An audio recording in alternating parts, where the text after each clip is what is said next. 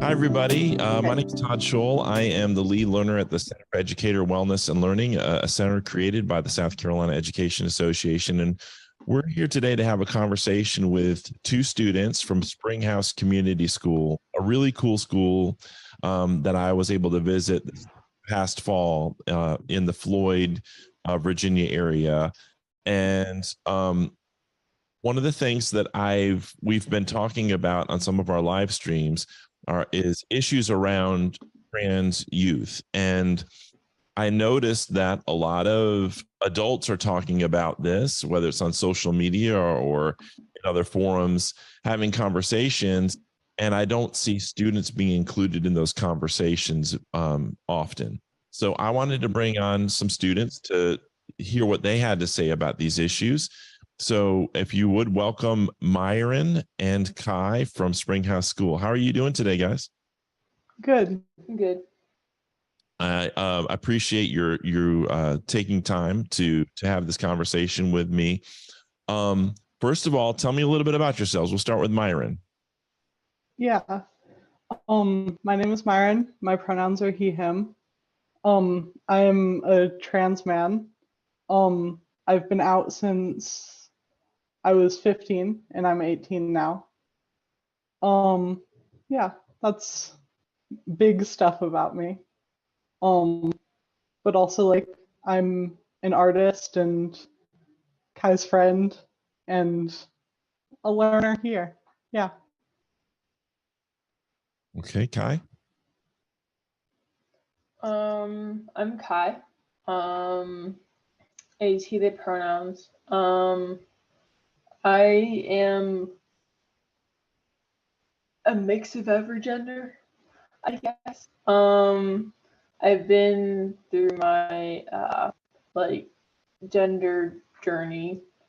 For I think I first came out when I was like 13 and I'm 17 now. And I do a bunch of creative things. I play guitar, all sorts of that stuff. So tell me, you hear these conversations, I'm sure. You watch the news, or you maybe if you've been on social media at all, you hear these conversations around transgender issues.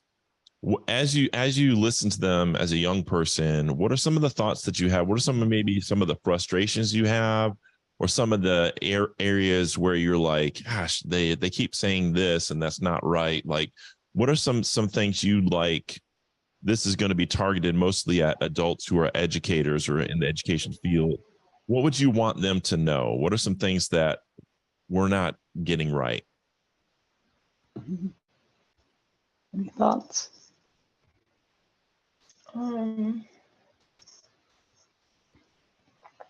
Assuming like with trans youth, assuming how they feel instead of taking the time to ask. And how do you feel?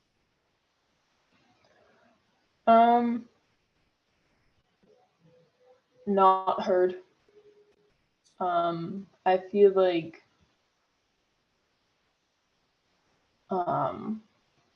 in my experience, a lot of the times my voice isn't in the picture. And it can be simply solved by just asking, hey, how do you feel about this? Yeah. Yeah. Yeah, for me, I agree with that kind of not heard feeling. I think it's really common for people to just think about the queer adults in our community, and not always take into consideration all of the young people that are trans and queer, and just like a lot of conversations around our experiences don't feel all that true to us sometimes. Like I've heard a lot of things about like sorry, I need to put all of my thoughts into words. I hear a lot of conversations about how like trans youth are struggling, and we, like adults in the queer community, don't know what to do about all of the trans youth that are struggling with things like their family members and all of this stuff. But also I think there's like a lot of joy from young trans people that isn't always considered. Like I love being who I am, and I love being in community with queer people, and I love being like out and being proud of who I am. And those aspects of being young and queer aren't always considered in conversations, and oftentimes the only thing that is portrayed of young queer people is the suffering. That's a really good point. I hadn't thought about that. Yeah, because they talk a lot about a lot of the, the suicide rates of transgender youth and things like that, and the mental health issues. But, that's kind of a deficit mindset. I think those are important things to discuss, because we have to figure out like, why is that? And what is it about our culture that creates, trauma for young trans students, or creates this disconnect or this feeling of being, like you mentioned earlier, being unheard, that leads to those kind of issues. Would you so I want to try to take this from a perspective of a person who doesn't know a lot, and I'm not a person who knows a ton, so I'm going to kind of just have this curious mindset about that I think some people might have who want to hear from you. How did you know, like, when did you discover that you were transgender, and what was that process like at what age did you start to think about that, and how did you know it? Because I think that in this discussion, there's these adults who think that, well, you were just influenced by somebody, or somebody tried to indoctrinate you or pull you into this, mindset. And it's not authentic, that it's there's, so how would you describe that to an adult who doesn't understand, maybe because they're cisgender and they just always have been, and they can't understand how somebody could not be cisgender? How would you explain how that process was for you?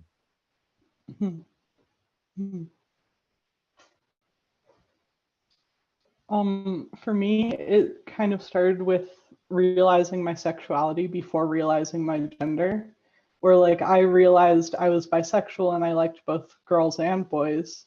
But part of that was realizing that I didn't like boys the way that all the other girls I was around liked boys. I liked boys in the way boys like boys. And that was sort of a big part of my realization, is like, I am not experiencing attraction the way that my friends are experiencing attraction, and the way that like all of my close female friends experienced attraction to men in a very specific way that I just couldn't relate to. And that was part of the realization for me. And then I started doing a lot of research. I looked online for a very long time, just trying to figure out like, what could this possibly mean? Why do I not relate to everyone else around me? And then I saw a lot of people talking about being trans online. And that kind of was like the little start of my realization. And also like when I was pretty young, one of my close friends, their cousin was trans, and I got to meet this trans person at a very young age. And like growing up and realizing how much I had in common with this person instead of all of the people that I thought I was supposed to relate to really helped me realize. Yeah. How old were you, Myron, when you recognized that discrepancy between like what you thought sort of society was telling you who you should be attracted to or whatever, and then like waking up to the fact that, hey, I'm not, there's a difference here between what seems to be societal quote unquote norms? How Yeah. old? I was, I think, 12 years old when I first started realizing that I didn't relate to the way other feminine people were presenting in society. And yeah, just pretty young. How did that feel when you sensed that? Was it confusing? Was it stressful? How was that landing inside of you internally? Yeah, at first it was really scary. Like being queer in general was really scary for me at first. Because I like growing up in Floyd, and in like sort of a rural place in Virginia, I didn't always feel like the most like I would be accepted by my peers and my family at first. Because like I overheard like mean comments about other queer people in our community when I was younger. And even about like the trans person I knew when I was younger, their family didn't treat them well. And kind of like at first there was a lot of fear, and then right after that fear there was a lot of excitement because it was like this realization of who I was and this understanding of like, oh, I don't have to be the way that I thought I had to be my whole life. I get to be this beautiful and new experience that I didn't even know was possible. So I don't want to put words in your mouth, so please correct me if anything I say is not accurate. So first, at 12, there was this sense that something's not aligning in the way that I'm seeing culturally, but then I'm discovering I don't have to Mm-hmm. that I can be authentically this, who I am, and not necessarily fit this sort of template, if you will, that I can. There's another template. I can be this authentic person and and feel this way without being in struggle with it, without feeling misaligned, like totally in the flow of that identity. Is that Yeah, exactly. So Mm-hmm. I think, and so the idea that there would be adults who would tell you that that's wrong, or that like they would criticize you or want to push you back into that template. How would that land on you? Like, what would that mean? Like for society not to accept that, or for your community not to accept that? How would that affect you? Um, I would be like very upset if anyone tried to hold me back from my experiences. Because being trans feels like such a beautiful experience in a lot of ways. 'Cause it means that you get to be outside of a lot of society's standards for people. And being able to be outside of it and be able to reflect on it is something that I really enjoy doing, and something that it just feels so enlightening in a way that I didn't really know was going to be part of the experience when I first started realizing I was trans. Thanks. Myron, you meant I'm sorry, Khai. Khai, you mentioned a journey that you went through. How was your journey maybe similar or different than Myron's? I remember for I guess always little things like I didn't know why, but I wanted to have a boys' bathing suit, not a girls' bathing suit. And when looking back, it was a lot of things and that stacked up and like, oh, this makes so much sense now. Whereas then I didn't realize that like I didn't realize that what cis was, and I didn't really know what cis and trans were. I know at one point I was discovering about like being a trans man, and I wasn't ever shown that there's an in between. So I was like, oh, this makes sense. I'm a trans man. So I kind of made myself fit into the box of a trans man. And it took me a while to realize that this isn't really who I am. I am somewhere floating in the middle. I'm more gender fluid. But I learned about being trans before I learned about non-binary, or that kind of stuff. But so my experience was different, but I also relate to a lot of what Myron said.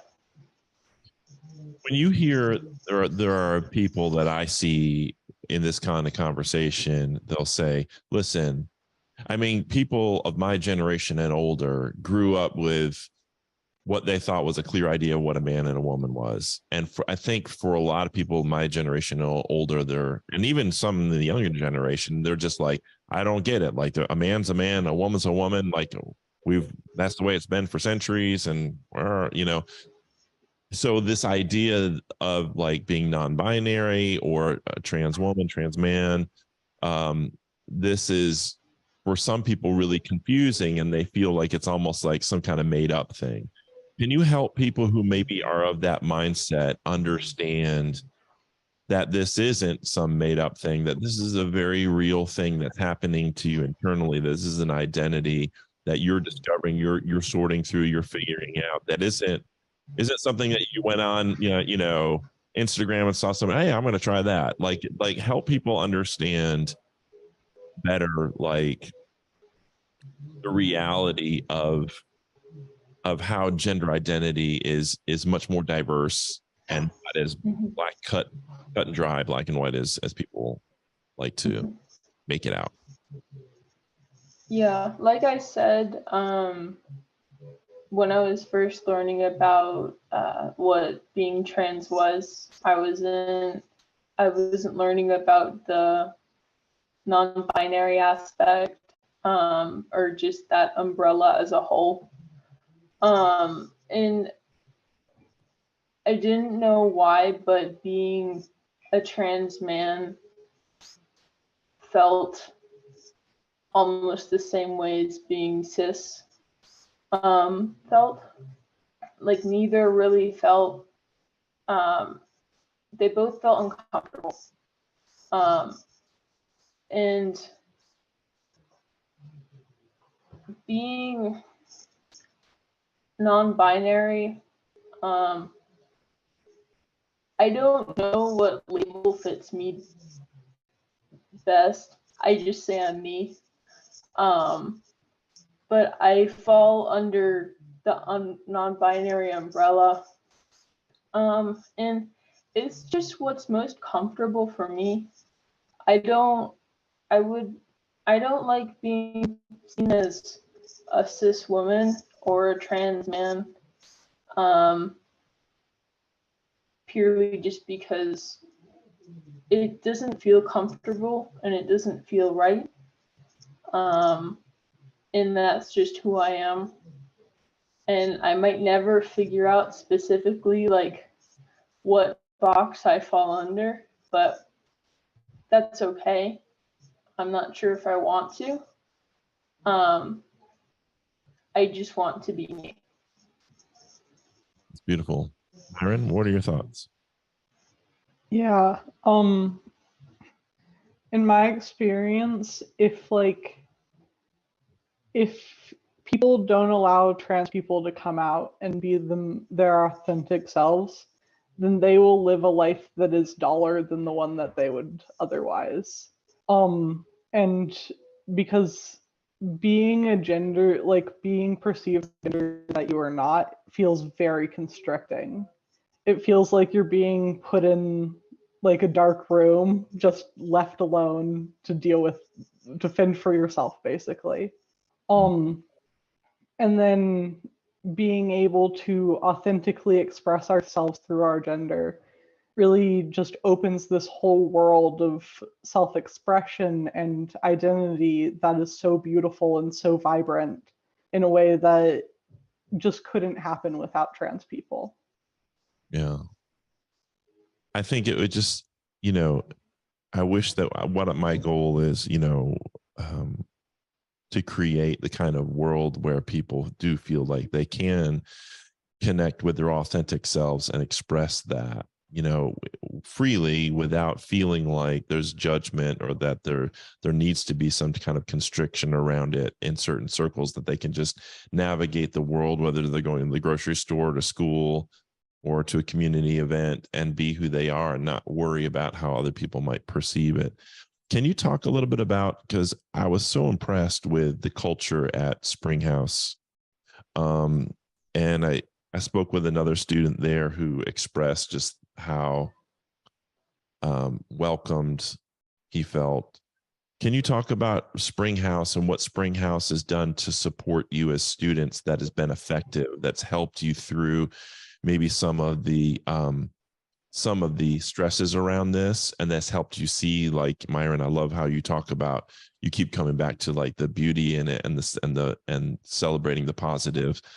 How has Springhouse helped you in that regard? Yeah, I think Springhouse is really big on celebrating the positives of being queer. We have a very like big queer community at Springhouse, so there's lots of like acceptance of us because we're basically the majority here.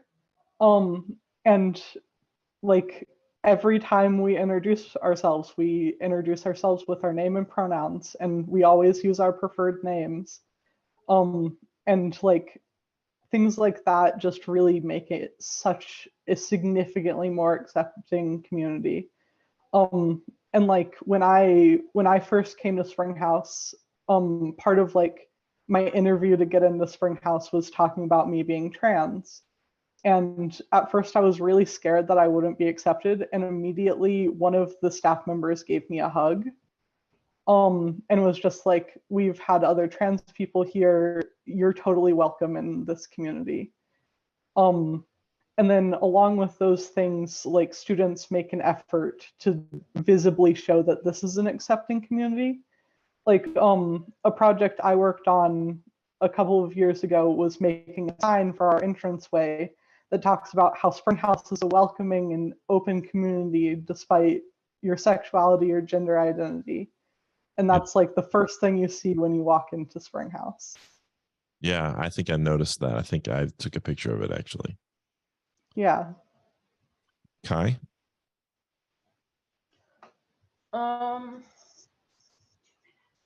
Before Springhouse, I had been in public school my entire life.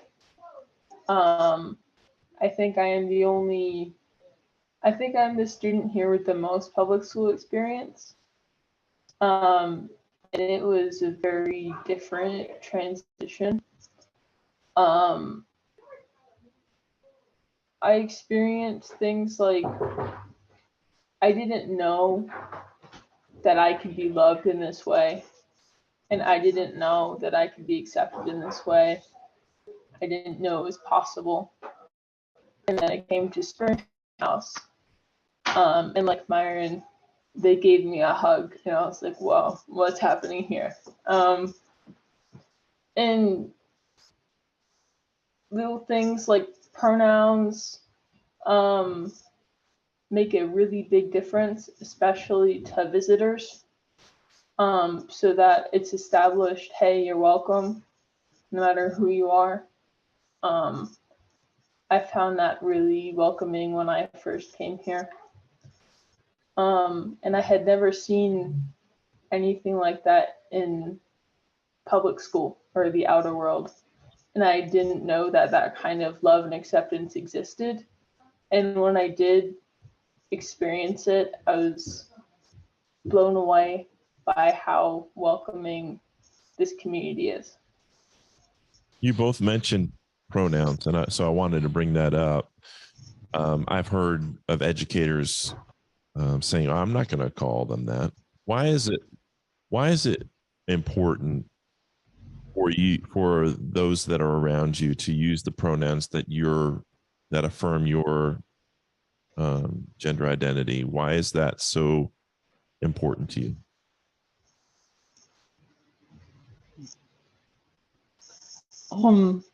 For me, it's because if people don't use the correct pronouns for me, it feels like they're putting me in a box that I've already told them I don't fit in.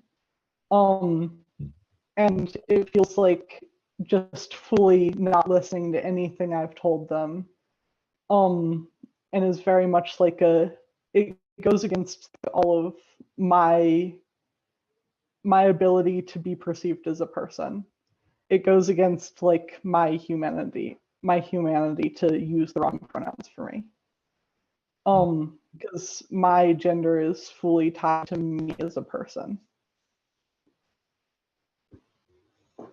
Khai, do you have anything to add to that? For me, when somebody uses my preferred pronouns, that's how I know that they're a welcoming person and that they accept me.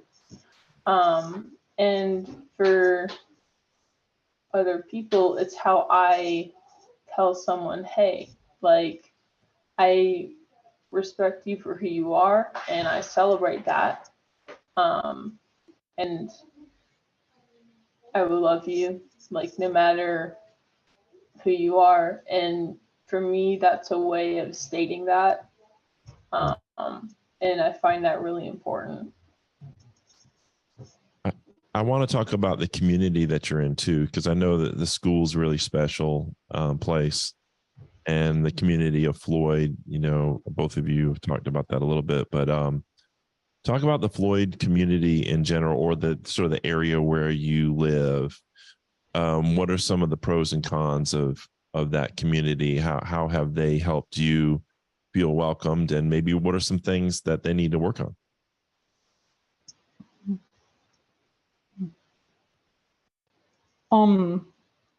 Floyd kind of it's an interesting place because it has just people from every possible opinion and every possible like mindset and life experience. So it's like, it's either like one side of the group of people here are very accepting and the other side just is not willing to ever believe I exist. And that's just, it's interesting being in a small town like Floyd, where it's like so many people love and embrace my identity, but also so many people like right across the street hate that I exist. Yeah. Yeah.